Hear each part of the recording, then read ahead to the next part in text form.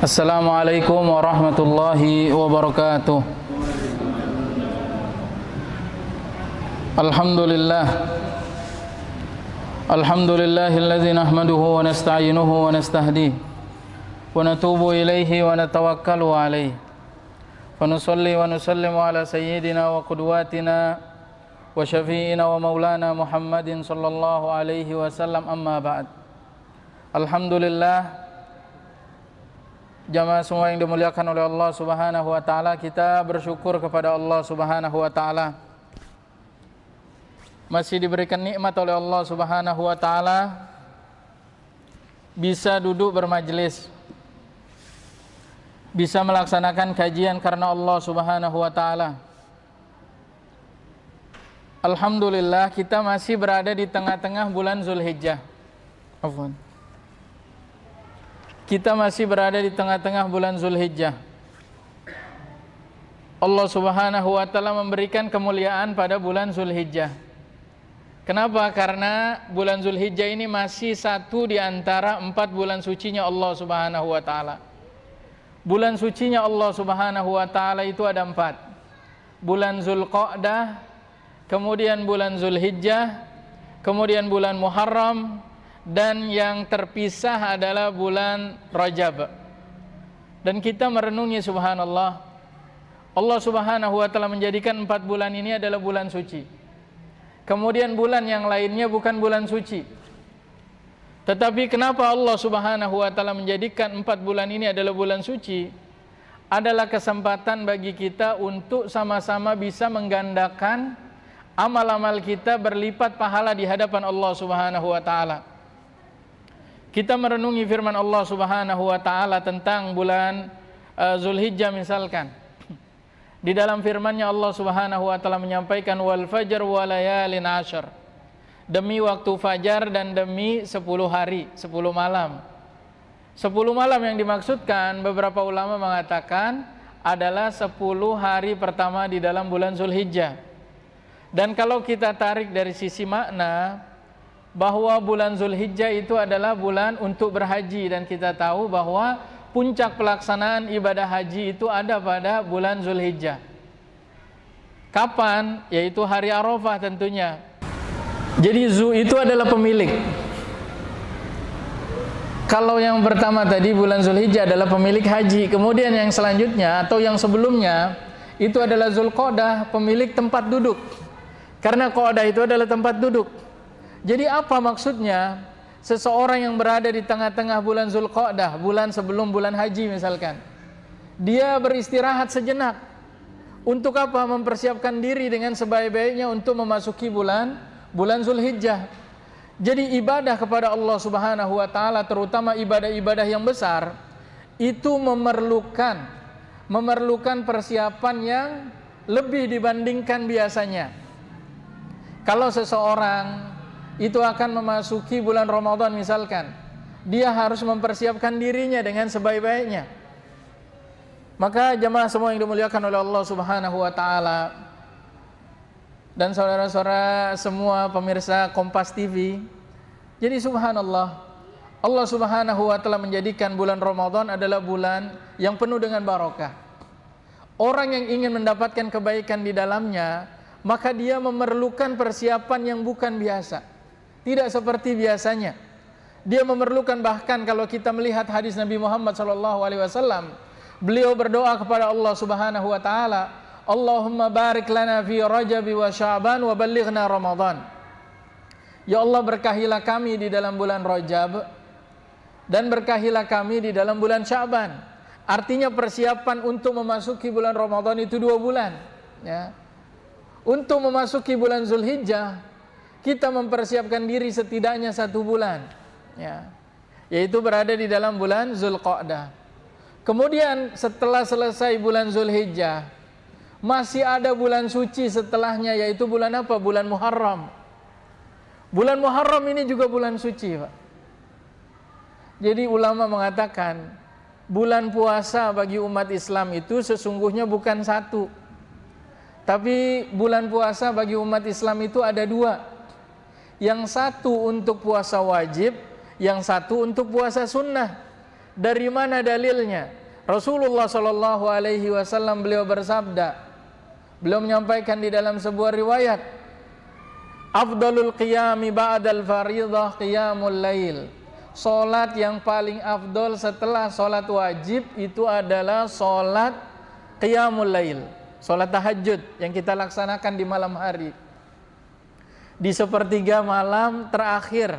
Ya, kalau seseorang melaksanakan bangun dia di sepertiga malam, kemudian dia bermunajat kepada Allah Subhanahu wa taala, bangunnya dia karena sabda Nabi kita Muhammad sallallahu alaihi wasallam, di mana beliau menyampaikan bahwa ada 7 golongan yang akan mendapatkan perlindungan ketika tidak ada perlindungan selain dari Allah Subhanahu wa taala saja. Salah satunya adalah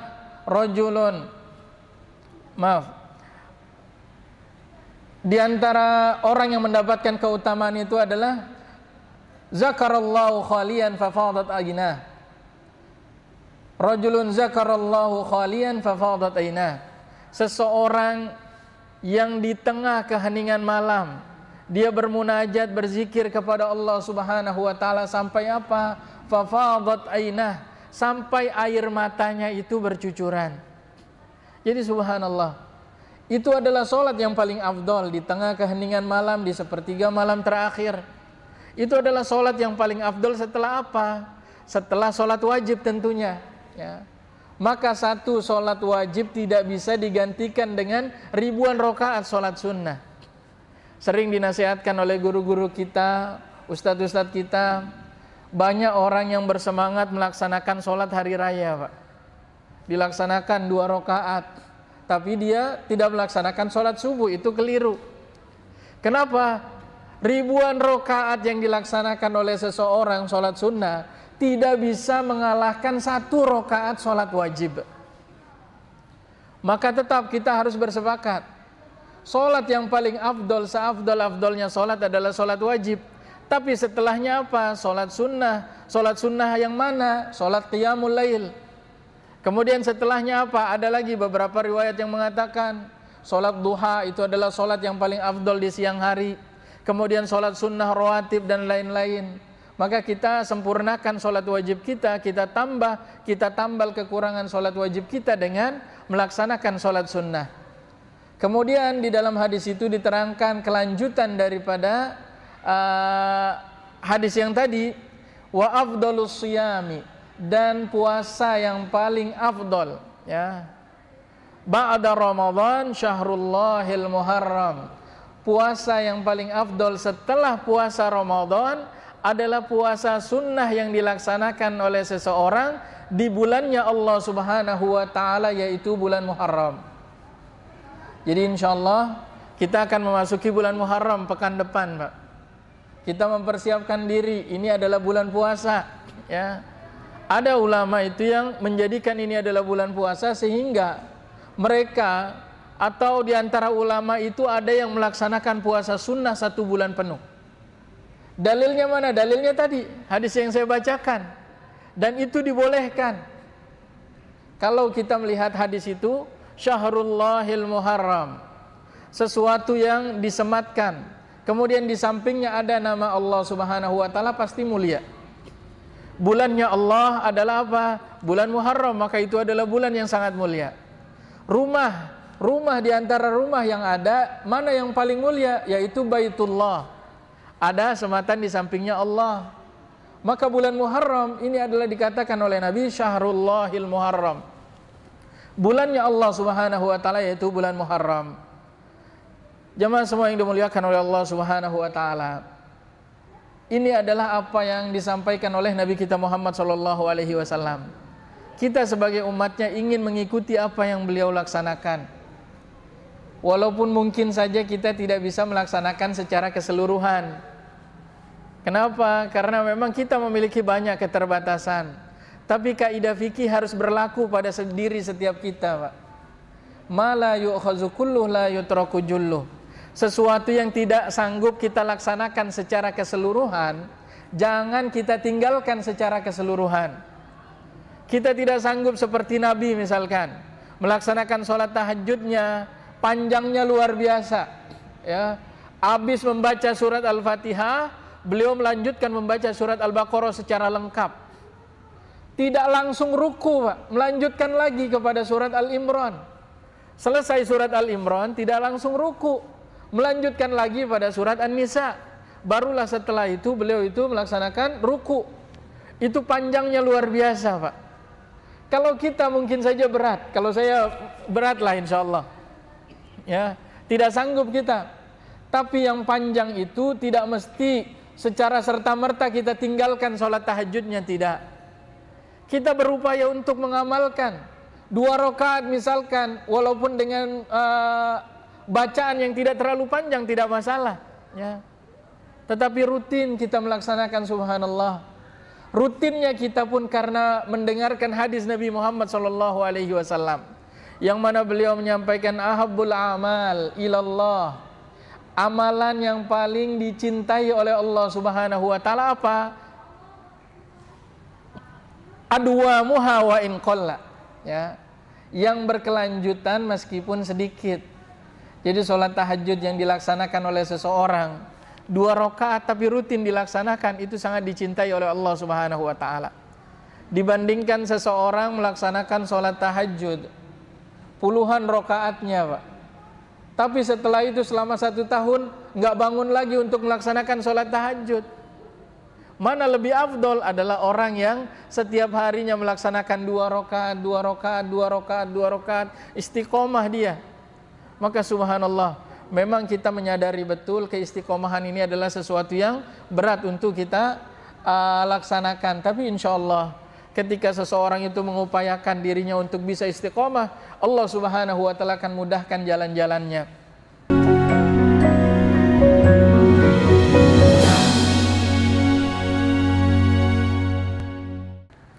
Jamaah semua yang dimuliakan oleh Allah Subhanahu wa taala, alhamdulillah kita sudah beberapa tahun ini, alhamdulillah kita istiqomah melaksanakan kajian kita. Kita mengkaji ayat-ayat Allah Subhanahu wa taala. Pada awalnya kita mengkaji, mencari beberapa ayat yang tematik, ya, yang menyesuaikan dengan judul yang ingin kita kaji di setiap pekannya. Tapi insya Allah setelah beberapa waktu berjalan, kita berupaya untuk mengistiqomahkan rutin untuk mengkaji juz 30. Dan alhamdulillah kita sudah mengkaji dari mulai An-Nas ke atas, ya. Kita mengambil dari yang ringan terlebih dahulu kemudian ke atas. Dan itu tidak ada larangan di dalamnya. Karena apa? Memang kita melihat sirahnya Nabi kita Muhammad SAW, di mana Al-Quran itu kan turun 2 kali, ya Pak, ya. Turun dari dari Lauhil Mahfuz ke langit dunia secara lengkap dari Al-Fatihah sampai dengan surat An-Nas. Kemudian dari langit dunia turun ke Nabi Muhammad SAW menyesuaikan dengan kebutuhan dakwahnya Nabi Muhammad SAW. Maka itu di dalam kajian tafsir ada yang namanya sababun nuzul. Tapi perlu kita ingatkan bahwa ayat-ayat yang turun lebih banyak yang turunnya itu tanpa asbabun nuzul, ya. Ada yang asbabun nuzulnya turun, memang diturunkan karena sebab apa, misalkan karena sebab Rasulullah SAW beliau berada di dalam pemboikotan, ya. Karena beliau kan pernah berada dalam masa pemboikotan yang sangat luar biasa, Pak. Beliau dan ahli keluarganya dan orang-orang yang dekat dengan Nabi Muhammad SAW itu diboikot, ya. Diboikot sampai apa? Sampai di antara mereka itu ada yang kelaparan, dan kelaparannya itu luar biasa. Tidak terbayangkan oleh kita, Pak. Kalau kita lapar mungkin tidak sampailah kita itu mengikat perut kita dengan batu, Pak, ya. Di masanya Nabi dan keluarganya itu pernah mengalami hal yang demikian. Keluarganya Nabi saking menahan laparnya itu ada di antara mereka yang sampai menggigit sandal-sandal mereka saking menahan laparnya. Kalau kita di sini alhamdulillah, ya, semiskin-miskinnya kita insya Allah, ya, tidak sampai menggigit sandal-sandal kita, Pak. Tapi apa yang dialami oleh Nabi Muhammad SAW dan ahli keluarganya pernah sampai hal yang demikian. Kemudian di ujung daripada hari-hari pemboikotan itu, Allah Subhanahu wa taala turunkan surat Yusuf. Sebagai apa? Sebagai penghibur, ya. Karena apa? Ada kemiripan ibrah yang ada di dalam surat Yusuf. Itu ada kemiripan bahwa semua musibah itu akan ada ujungnya, ya. Nabi Yusuf alaihissalam itu adalah nabi yang sangat luar biasa, mengalami ujian demi ujian, cobaan demi cobaan, tapi akan ada ujungnya, ya.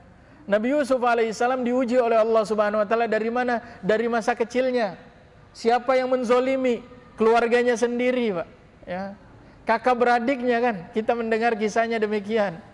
Kezoliman yang dilakukan oleh orang dekat itu jauh lebih menyakitkan dibandingkan kezoliman yang dilakukan oleh orang yang tidak kita kenal. Kita ini subhanallah kadang-kadang mengalami, Pak. Apalagi sekarang kan masanya luar biasa, kejahatan itu ada di mana-mana, ya. Ada bahkan sampai kejahatan online, ya. Orang yang melakukan kejahatan dengan cara online tadi tidak kita kenal, ya. Misalkan taruhlah dia mengambil uang yang ada di ATM kita, Pak, sekian juta misalkan. Orang itu tidak kita kenal. Kemudian di masa yang tidak begitu lama kita juga dizolimi oleh orang, ya. Tapi orang itu yang menzolimi kita, yang merampas harta kita, kita kenal. Sakitnya kita, Pak, lebih berat ketika kita itu disakiti oleh orang dekat kita, keluarga kita misalkan, subhanallah. Itu yang dialami oleh Nabi Yusuf alaihissalam, dan apa yang dialami oleh Nabi Muhammad SAW juga demikian. Siapa yang menzolimi beliau? Kaumnya sendiri, keluarganya sendiri, dari orang-orang Quraisy, orang-orang dekat yang beliau kenal. Maka sangatlah luar biasa menyakitkan. Tapi Allah Subhanahu wa taala hibur Nabi Muhammad SAW dengan turunnya surat Yusuf. Maka ada sebab nuzulnya. Tapi sebagian besar yang lainnya, ayat-ayat yang ada di dalam Al-Quran tidak ada sebab nuzulnya. Turun kepada Nabi Muhammad SAW ingin memberikan hiburan bagi Nabi Muhammad SAW. Kemudian apabila ada kegelisahan diturunkan oleh Allah Subhanahu wa taala. Jadi sebab-sebabnya adalah sebab-sebab yang biasa-biasa saja, tidak dengan peristiwa-peristiwa yang ada. Jamaah semua yang dimuliakan oleh Allah Subhanahu wa taala. Allah Subhanahu wa taala, kita sampai mengkaji juz 30 itu sudah sampai surat, sekarang kita akan mengkaji surat Al-Buruj, ya. Kemarin kita sudah mengkaji ayat Allah Subhanahu wa taala surat At-Tariq. Alhamdulillah kita mendapatkan banyak sekali pelajaran yang ada di dalamnya. Tapi selalu saya sampaikan bahwa apa yang disampaikan oleh penceramah misalkan, seorang dai, seorang ustadz, insya Allah itu adalah sedikit dari yang banyak dari ilmunya Allah Subhanahu wa ta'ala. Kenapa? Karena memang keterbatasan dari para dai dan para ustadz itu sendiri.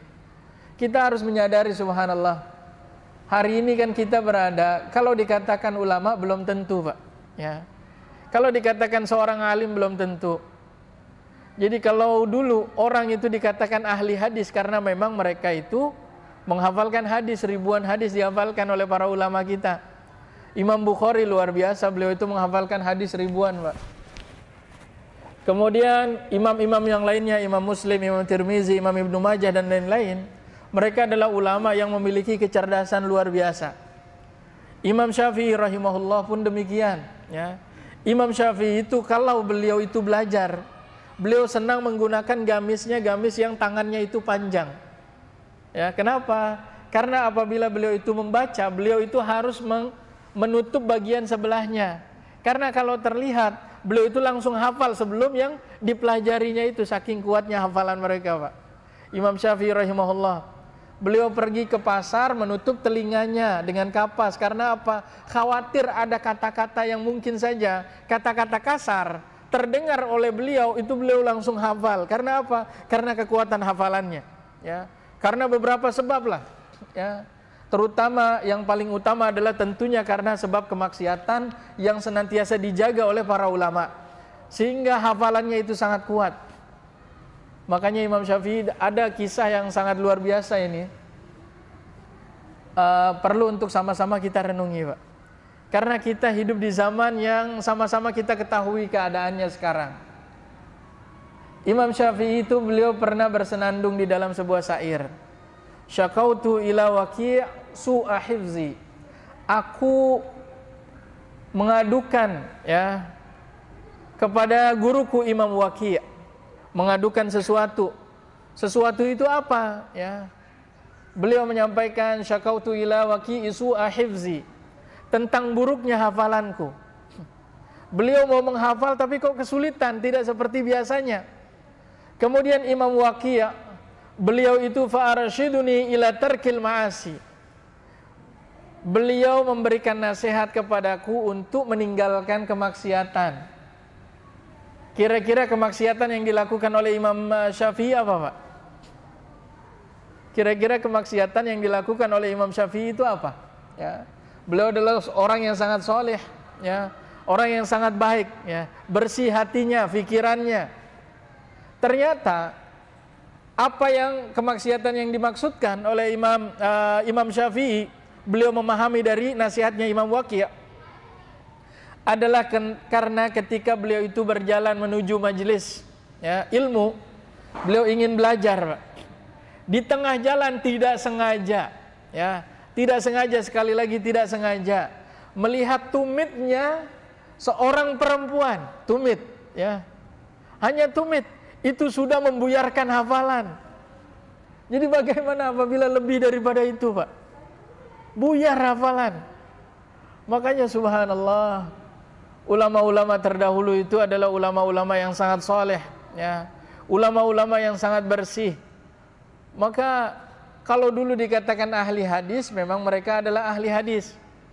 Kalau sekarang bukan dikatakan ahli hadis, tapi kadang-kadang subhanallah, ya, ahli hardis, Pak. Mau mengisi pengajian, lihat hardis dulu, lihat komputer baru mengisi. Luar biasa keterbatasan kita ini, subhanallah. Jauh daripada ulama-ulama. Bahkan kalau kita merenungi lagi, man la nahwa lahu la ilmalah, ya. Orang yang tidak memahami ilmu nahwu, dia bukan seorang ulama, tidak ada ilmu baginya. Ya. Kadang-kadang subhanallah, kita lihat apalagi kita kan yang di daerah ini, kadang-kadang mohon maaf, kita masuk ke pengurus MUI misalkan, ya. Ada sematan ulama di situ, Pak. Tapi ilmu nahwu kita nggak ada, malu rasanya kita, ya, malu rasanya kita, subhanallah. Itulah keterbatasan kita, tetapi apa? Kaidah sekali lagi berlaku, ya. Sesuatu yang tidak bisa kita ambil secara keseluruhan, jangan kita tinggalkan secara keseluruhan juga. Apa yang sanggup untuk kita lakukan, kita lakukan. Kita berharap keridhaan dari Allah Subhanahu wa taala. Kita berharap keikhlasan. Kita berharap kesabaran, semoga Allah Subhanahu wa taala memberikan pahala atas keikhlasan dan juga kesabaran yang kita lakukan insyaallah. Kita berupaya untuk mengaji, perlahan kita mengkaji ayat-ayat Allah Subhanahu wa taala. Kadang-kadang satu malam mungkin hanya 1-2 ayat saja kan yang kita kaji. Tapi insyaallah yakin, ya. Yakin kita ada faedahnya, ada manfaatnya, ya. Ada manfaatnya. Saya ingat mungkin kita sudah mengaji di tempat ini, di masjid ini, kurang lebih mungkin lebih daripada 3 tahun, Pak, saya ingat. Karena di masa-masa corona kita kan subhanallah, alhamdulillah sudah mengaji. Kemudian sempat terhenti sebentar, kemudian kita lanjutkan lagi, alhamdulillah. Semoga kita berharap keberkahan dari Allah Subhanahu wa taala. Berharap keberkahan barokah daripada ayat-ayat Allah Subhanahu wa taala yang kita kaji. Kita berharap syafaatnya Nabi kita Muhammad sallallahu alaihi wasallam insyaallah. Kita sampai pada surat Al-Buruj. Surat Al-Buruj adalah termasuk di antara surat Makkiyah. Dan selalu kita ulang-ulang bahwa surat Makkiyah itu adalah surat yang diturunkan oleh Allah Subhanahu wa taala sebelum hijrahnya Nabi Muhammad sallallahu alaihi wasallam ke Madinah. Ya. Ini pendapat di antara pendapat yang paling kuat. Sementara surat Madaniyah adalah surat yang diturunkan oleh Allah Subhanahu wa taala setelah hijrahnya Nabi Muhammad sallallahu alaihi wasallam. Bahkan sampai dikatakan para ulama, meskipun ayat itu diturunkan di Mekah tapi posisinya adalah setelah hijrahnya Nabi, maka dia tetap terkategori sebagai surat Madaniyah. Kemudian dari isi kandungannya, tentunya mudah untuk kita bisa pahami bahwa kebanyakan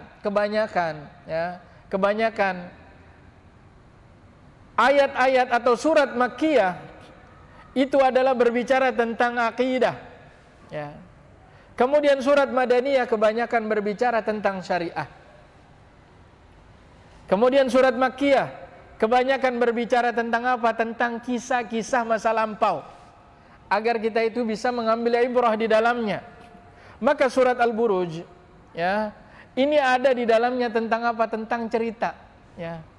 Tentang cerita siapa? Ashabul Ukhdud, ya.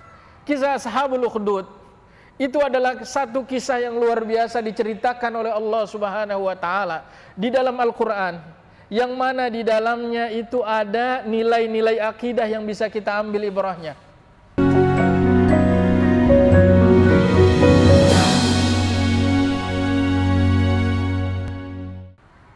Ada pelajaran yang bisa kita ambil ibrahnya. Secara singkat kisahnya itu bagaimana? Saya menceritakan bahwa di masa sebelum Nabi Muhammad SAW, ya, ada yang mengatakan ini ada di masa-masa ahli fatrah, ya, antara Nabi Isa alaihissalam ke masanya Nabi Muhammad SAW. Di masa-masa itu subhanallah ada seorang raja, ya. Raja itu, Pak, semakin lama dia berkuasa cenderung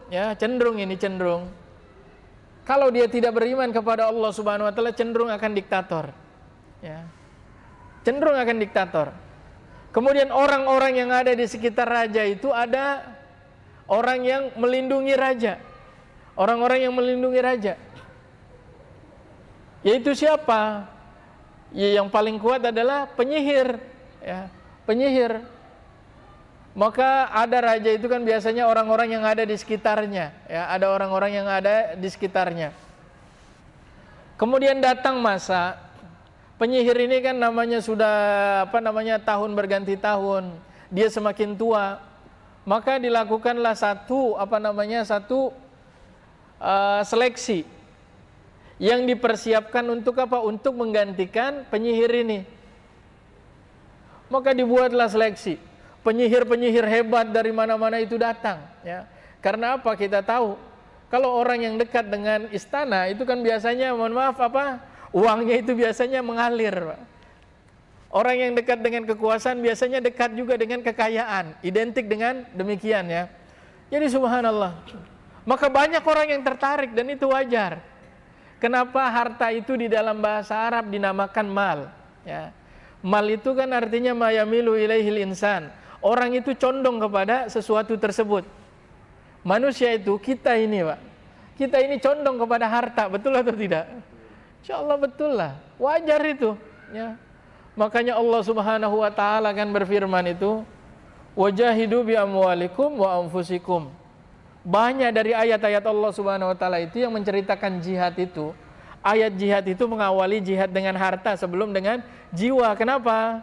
Di antara ahli tafsir Imam Ibn Taimiyah, beliau itu pernah menyampaikan bahwa manusia itu cenderung lebih bakhil terhadap hartanya dibandingkan pada jiwanya. Kita lihat fenomenanya di dalam keseharian kita, Pak. Banyak orang yang luar biasa bekerja itu sampai apa? Sampai dia mengorbankan jiwanya, kan. Bahkan kadang-kadang kerjanya itu luar biasa. Kerja yang cukup berat lah. Kita lihat banyak orang yang kerjanya cukup berat sampai mengorbankan jiwanya untuk mendapatkan apa? Mendapatkan harta, ya. Maka wajar. Oleh karena itu seseorang itu kan diminta oleh Rasulullah SAW untuk apa? Melatih dirinya. Sehingga apa? Dia itu tidak bakhil terhadap hartanya. Caranya bagaimana? Dengan pembiasaan sedekah di setiap pagi. Ma min yaumin yusbihul ibad illa malakani yanzilan. Tidaklah datang setiap pagi kecuali dua malaikat itu menghampiri hamba Allah. Satu malaikat itu berdoa kepada Allah Subhanahu wa taala, Allahumma ati munfiqan khalafa. Ya Allah, berikanlah orang-orang yang berinfak itu pengganti yang lebih baik. Kemudian satu malaikat lagi berdoa, ya Allah, berikanlah kehancuran bagi orang yang sanggup berinfak tapi tidak mau berinfak. Maksudnya apa? Di antaranya adalah karena latihan. Harta itu kalau tidak kita latih untuk kita keluarkan, Pak, berat seseorang. Karena apa? Ada kebakhilan di dalam hati seseorang. Dan itu difahami betul-betul. Sahabat Rasulullah SAW memahami betul-betul itu, Pak. Siapa di antara sahabat yang sangat kaya raya? Yang terkenal siapa, Pak? Abdurrahman bin Auf. Itu terkenal sangat kaya kan, kekayaan beliau itu luar biasa lah, banyak lah. Beliau itu pernah datang ke Mekah, berdoa tawaf 7 keliling, Pak. Doa yang diucapkan itu hanya satu doa. Doanya apa? Allahumma qini syuha nafsi. Ya Allah, lindungilah aku dari kekikiran. Ya. Beliau itu takut sekali menjadi orang kaya yang kikir. Maka kita subhanallah, mumpung ini Pak, belum jadi orang kaya, kita latihan dulu menjadi orang yang dermawan. Sehingga nanti ketika jadi orang kaya, insya Allah kita mudah untuk mengeluarkan harta kita, berinfak di jalan Allah Subhanahu wa Ta'ala. Karena kalau tidak latihan, sulit kita menjadi orang yang dermawan. Ya. Maka kita berupaya untuk latihan. Nah, tadi kembali bahwa raja itu memiliki pendamping, ya, penyihir, pelindung lah. Ya. Ketika penyihir tadi sudah mulai tua, dia mulai ingin ada orang yang menggantikan, tapi harus sejalan dengan dia. Ya. Maka dibuatlah tes, dibuatlah pengumuman di mana-mana. Penyihir-penyihir hebat itu untuk tes, silahkan datang ke istana, kemudian tes. Kemudian penyihir-penyihir itu melakukan tes, Pak. Melakukan tes. Satu buat dia pokoknya apalah sihir dia. Kemudian satu lagi buat sihir. Dianggap penyihir istana ini, itu biasa saja itu. Itu biasa saja itu. Itu biasa saja, sampai datang seorang anak muda. Ya, dia punya kemampuan untuk sihir. Datang dia anak muda. Dikatakan di antara riwayat itu mengatakan namanya Zidan. Ya. Datang kemudian dia memiliki tongkat, ya, memiliki tongkat. Dan tongkat ini menjadi sunnah kenabian sebetulnya, Pak. Kenapa? Karena Nabi Musa alaihissalam itu senang menggunakan tongkat. Dan ulama-ulama soleh juga menggunakan tongkat, ya. Nah, dia ini menggunakan tongkat, kemudian tongkatnya itu dilempar. Ketika dilempar, berubah menjadi ular. Itu dianggap hebat luar biasa, Pak. Sehingga akhirnya apa? Dia yang kepilih. Ya, dia yang kepilih. Jadi subhanallah, dia terpilih menjadi penyihir istana. Tapi tetap ketika dia sudah diterima, dia itu harus lagi berguru kepada penyihir istana tadi yang tua tadi. Kemudian dia melakukan perjalanan. Setiap hari dia berguru kepada itu. Tiba satu masa Allah Subhanahu wa Ta'ala takdirkan, dia itu di tengah perjalanan dia itu berjumpa dengan seorang yang sangat soleh, ya, yang beribadah kepada Allah Subhanahu wa Ta'ala di dalam goa. Di dalam goa. Dia mendengar suara-suara, ya. Ternyata orang itu sedang berzikir kepada Allah Subhanahu wa Ta'ala. Dianggap tadinya mantra-mantra, padahal tidak, itu adalah zikir kepada Allah Subhanahu wa Ta'ala. Kemudian dia akhirnya tertarik hatinya, karena memang sebab hidayah itu kan bisa banyak, Pak. Jadi subhanallah, kita kadang-kadang merenungi ada orang yang mendapatkan hidayah kadang-kadang tidak masuk akal, Pak. Saya pernah itu mendengar dan juga mendapatkan dari salah satu media online. Kaifa ihtadaitu, bagaimana aku itu mendapatkan hidayah. Ada orang yang mendapatkan hidayah itu subhanallah karena sebab, mohon maaf, pakaian dalamnya seorang muslim. Bagaimana dia mendapatkan hidayah dari pakaian dalamnya seorang muslim? Dia adalah pegawai laundry, ya. Pegawai laundry. Dia memperhatikan orang-orang kalau nitipkan pakaiannya itu kotor luar biasa. Orang Amerika, orang Eropa, Pak, itu kadang-kadang jorok, ya, menitipkan pakaian begitu-begitu saja, ya. Tapi dia tertakjub pada satu orang yang kalau menitipkan pakaian ke laundry itu tidak seberapa kotor. Ya berbedalah dengan yang lainnya. Diperhatikan beberapa kali menitipkan ke laundry itu selalu. Akhirnya orang ini memberanikan diri untuk bertanya, Fulan, saya perhatikan kok pakaianmu berbeda dengan pakaian yang lainnya. Kenapa? Pakaianmu cenderung lebih bersih dibandingkan yang lainnya. Kemudian orang ini karena ingin berdakwah, dia langsung sampaikan. Mungkin itu titik poinnya, titik masuknya di situ. Dia langsung menyampaikan, karena aku umatnya Nabi Muhammad SAW, aku seorang Muslim. Di dalam Islam itu kebersihan adalah sebagian daripada iman. Langsung dia klik di situ. Tolong ajarkan saya tentang Islam. Kemudian diajarkan tentang Islam, masuk dia ke dalam agama kita, agama Islam, alhamdulillah. Nah tadi bahwa dia kaget, kok ada suara yang enak ya. Zikir itu nikmat, Pak. Dan kita alhamdulillah, dulu kan belum ada Al-Quran. Kalau sekarang alhamdulillah ada Al-Quran setelah masanya Nabi Muhammad SAW. Semakin luar biasa lagi. Ada teman saya Ustadz Suherman, beliau da'i dari dompet duafa waktu ke Thailand. Tapi ketika itu beliau pernah juga dikirim ke Taiwan atau Korea, saya lupa, dari Lazis NU waktu itu beliau. Beliau cerita, Ustadz, waktu kita perjalanan dari Bangkok ke Salaya, beliau cerita, Ustadz, dulu saya pernah juga dikirim ke Taiwan kalau nggak salah, atau Korea, saya lupa. Saya sering itu, saya sengaja, saya buka handphone, kemudian saya setel ayat Al-Quran. Saya dengerin ke sopir taksi. Gimana pendapat kamu tentang ini? Dia langsung, banyak dari sopir taksi itu yang diceritakan Ustadz Suherman ini. Takjub Ustaz. Dia bilang bagus sekali. Saya belum pernah dengar kayak gini. Jadi zikir itu Pak luar biasa. Kalau kita menikmati indah luar biasa. Senang kita, ya. Senang kita. Makanya kan mazhabnya Imam Syafi'i itu agak berbeda dengan mazhab yang lainnya, ya. Kita kan memaknai kata aqra'ahum li kitabillah adalah orang yang baik tajwidnya dan baik suaranya kan. Ya kalau kita mazhab kita ini. Nah karena memang bisa menjadi sebab hidayah, menjadi sebab hidayah. Nah tadi Zidan tadi dia pas lagi perjalanan ingin belajar ke penyihir itu, di tengah jalan dia tiba beristirahat di goa, kemudian mendengarkan ada seorang yang berzikir. Dia mendengarkan, perhatikan ini apa? Diterangkan ini adalah zikir kepada Allah Subhanahu wa taala. Siapa itu Allah? Diterangkanlah, ya. Zat yang tiada duanya, yang tidak boleh disembah kecuali Allah Subhanahu wa taala saja. Kemudian dia penasaran. Akhirnya apa? Zidan ini ketika sebelum sampai ke penyihir itu, dia berguru dulu kepada orang tersebut, ya, orang soleh tersebut. Sehingga apa? Menyebabkan dia itu selalu terlambat datang ke penyihir tadi, penyihir istana. Kemudian beberapa kali sampai dia itu dapat hukuman. Kemudian sampai dia itu belum yakin Pak, belum yakin, masih setengah-setengah. Sampai tiba satu masa Allah Subhanahu wa taala takdirkan dia itu terhalang, ya, terhalang oleh binatang yang sangat buas dan besar. Yang mana binatang itu juga mencelakakan masyarakat sekitar.